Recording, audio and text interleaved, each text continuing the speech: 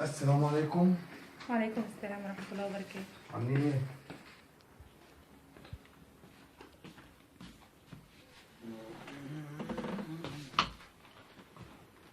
ايه الاخبار؟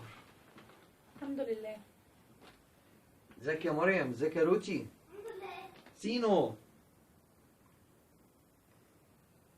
اروح احضر لك لقمة سريعة كده عشان تاكل، ماشي؟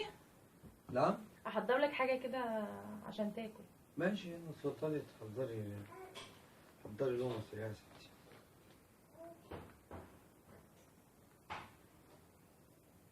الو. ايه يا حبيبتي؟ يا عاملة ايه؟ لسه واصل اهو. لسه داخل دلوقتي. الله يسلمك. انت وصلتي برضه؟ طيب الحمد لله على السلامة. الحمد لله على السلامة. اتغدى وانام شوية كده وارن عليكي بقى ننزل نتمشى شوية كده. نقعد على الكورنيش هنا، نقعد على الكورنيش هنا. ناكل سوداني، ناكل زلابيا. اوكي. اللي انت عايزاه. لا لا لا يا حبيبتي، ده انت تأمريني، ده انت تأمريني. لا بتعمل غدا جوه هي بقى. انت عارفه ان الواحد يا دوبك ياكل لقمه ويمشي من الشارع على طول. تمام. لا لا هنتفسح النهارده فسحه جميله. لا هنتمشى. اوكي. هتشتري حاجه؟ طيب ماشي. شميز والبريز. ماشي. طيب خلاص تمام. ليه بقى؟ يا راجل. ممكن يجي معاك يعني. اخوك الصغير. عادي نبقى نركبه المراجيح زي ما الناس كلها بتعمل. نركبه مرجيحة ونقعد احنا بقى على الكورنيش. طيب تمام.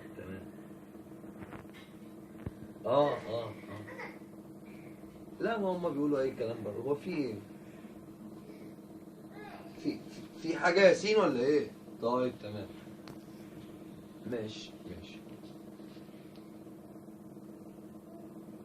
تمام ماشي. طيب تمام. لا عادي، نخرج شوية ونقعد شوية ونمشي شوية وناكل شوية ونلعب شوية.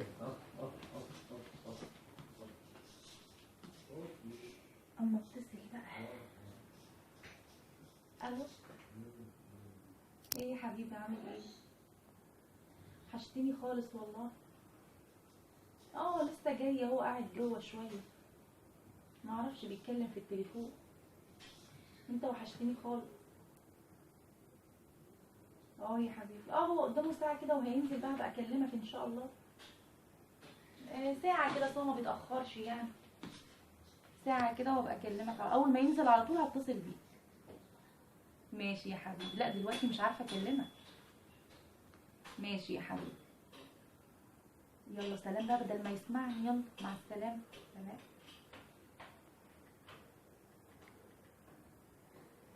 ما يتكلم في التليفون. جو. ورجعنا لكم طبعا يا جماعه. رجعنا يلا. ورجعنا لكم طبعا بعد ما شفتوا الزوجه اما بتخون. كمل. الجزء الاول الزوج بيخون والزوجه بتطلب. الجزء الثاني الزوج بيخون. طبعا احنا اسفين ان احنا بنقول حاجه زي كده. والزوجه بتخون. طبعا هي مش من حقها ان هي تخون ولا من حقه هو ان هو يخون، بس هي ممكن تطلب الطلاق وهو ممكن يقول لها انا هتجوز تاني. وافقت ما وافقتش خلاص. متهيألي ده الطبيعي يعني. لكن ان هي تخون وهو يخون دي بترجع كلها في ايه يا ابني؟